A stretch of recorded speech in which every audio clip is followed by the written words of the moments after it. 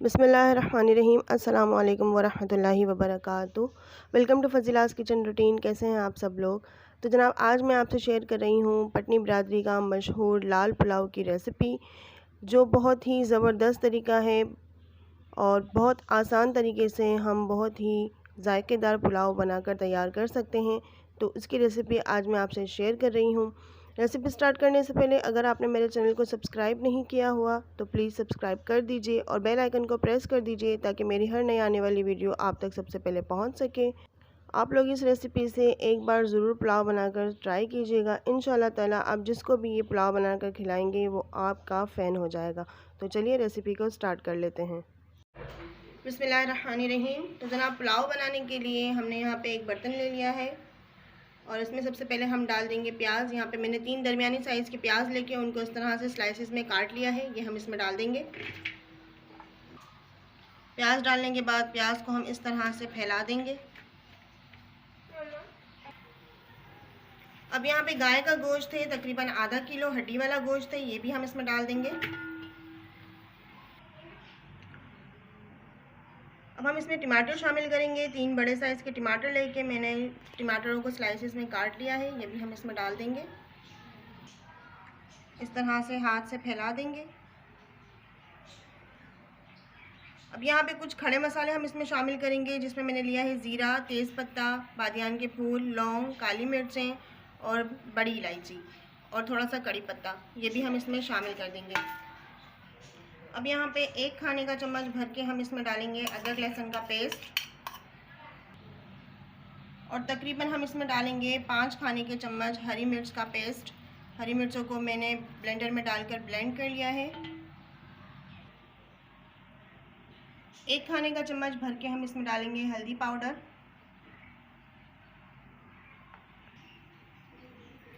1.5 खाने का चम्मच हम इसमें डालेंगे लाल मिर्च का पाउडर। स्पाइसेस आप अपने टेस्ट के हिसाब से कम या ज़्यादा कर सकते हैं। मुझे यहाँ पे थोड़ा सा स्पाइसी पुलाव बनाना है तो इसलिए मैंने इसमें स्पाइसेस थोड़े ज़्यादा डाले हैं। अब हम इसमें डालेंगे 1 खाने का चम्मच भर के पिसा हुआ धनिया पाउडर। अब हम इसमें नमक शामिल कर देंगे। नमक आप अपने टेस्ट के हिसाब से डाल सकते हैं। मैं यहाँ पे 1 खाने का चम्मच डाल रही हूँ। साथ ही हम इसमें तेल भी शामिल कर देंगे। कुकिंग ऑयल मैं इसमें डाल रही हूँ तकरीबन आधा कप। बस इसी तरह हमने सारे मसाले इसमें शामिल कर दिए हैं। याद रहे, अभी हमने इसमें पानी बिल्कुल भी शामिल नहीं किया है और ना ही हम इसको मिक्स करेंगे। बस इसी तरह से इसको कवर कर देंगे और चूल्हे पे पकने के लिए रखेंगे। तो अब मैंने पतीला रख दिया है चूल्हे पे। आंच को अभी तेज़ रखा हुआ है जब तक इसमें एक भाप नहीं आ जाती या एक उबाल नहीं आ जाता, जब तक हम आंच को तेज़ ही रखेंगे। ये देखिए व्यूअर्स, इसमें उबाल आ चुका है। उबाल आने के बाद अब हम इसको मिक्स करेंगे। बिल्कुल अच्छी तरीके से हमने तमाम मसालों को मिक्स कर देना है। ये देखिए अच्छे से हमने मिक्स कर लिया है। अब हम आंच को लो कर देंगे। लो टू मीडियम फ्लेम पर हम इसको पकाएंगे। बहुत ज़्यादा भी हमने आंच को लो नहीं करना है, दम वाला चूल्हा नहीं रखना है। दम से थोड़ा सा ज़्यादा जो होता है वो हमने रखना है। पानी अभी भी हमने इसमें शामिल नहीं किया है क्योंकि गोश्त और टमाटर प्याज सबका पानी निकलेगा, तो इसलिए अभी हमने इसमें पानी शामिल नहीं करना है। बस अब इसको कवर कर देंगे और तकरीबन 15 मिनट के लिए पकने के लिए रख देंगे। तो ये देखिए व्यूअर्स, तकरीबन 15 मिनट हो चुके हैं और ये देखिए सालन में हमारा कितना सारा पानी हो चुका है, हालांकि हमने इसमें बिल्कुल भी पानी शामिल नहीं किया था। तो अब इस स्टेज पर मैं इसमें आधा गिलास पानी शामिल कर रही हूँ ताकि हमारा जो गोश्त है वो अच्छे से गल जाए। एक बार अच्छे से हम इसको मिक्स कर देंगे और अब इसको कवर करके तकरीबन हम 30 से 35 मिनट के लिए पकाएंगे ताकि हमारा मसाला भी अच्छे से भून जाए और गोश्त भी हमारा गल जाए।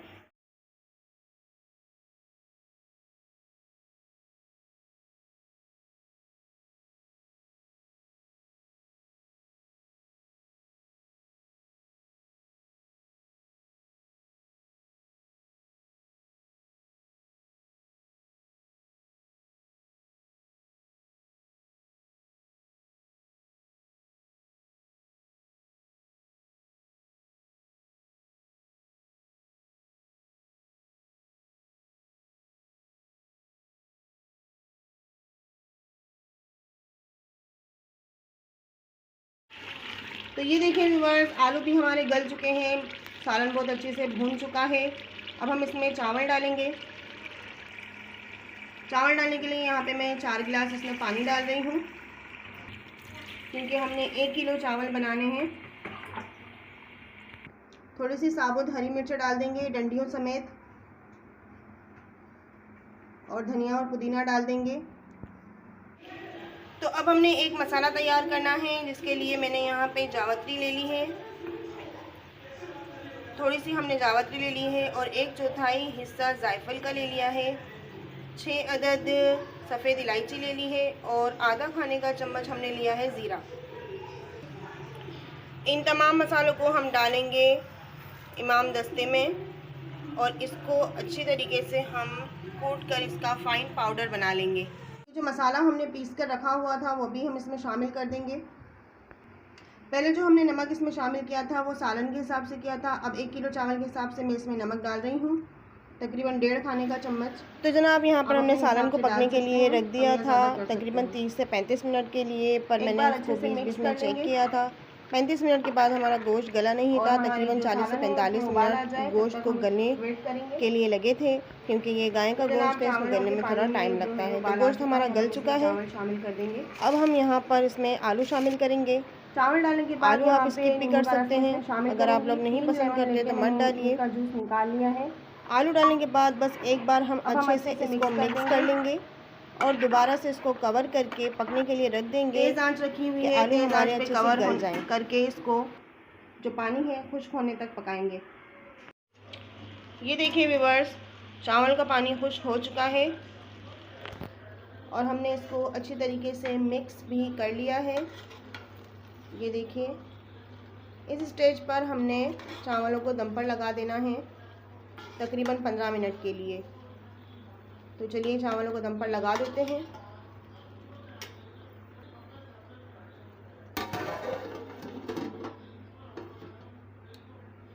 अब 15 मिनट के बाद चावलों का दम अच्छे से जब निकल जाएगा तो हम डिश आउट करेंगे। तो ये देखिए व्यूअर्स, चावलों का दम बहुत अच्छे से निकल चुका है। बहुत ही खिले खिले से हमारे चावल बनकर तैयार हैं। बहुत ही खुशबूदार हमारा लाल पुलाव बना है। ये पटनी बिरादरी का फेमस पुलाव है, जिसकी रेसिपी आज मैंने आपसे शेयर की है। ये देखिए, बहुत ही खुशबूदार पुलाव है। इस पुलाव की खुशबू पूरे घर में फैल चुकी है। आप लोग ज़रूर एक बार इस रेसिपी से पुलाव बनाकर देखिएगा, इंशाअल्लाह ताला आपको बेहद पसंद आएगा। तो ये देखिए व्यूअर्स, हमारे पटनी पुलाव की फ़ाइनल लुक। आज की रेसिपी अगर आपको अच्छी लगी हो तो प्लीज़ एक लाइक ज़रूर कर दीजिएगा और कमेंट सेक्शन में मुझे ज़रूर बताइएगा कि आपको मेरी रेसिपीज़ कैसी लग रही हैं।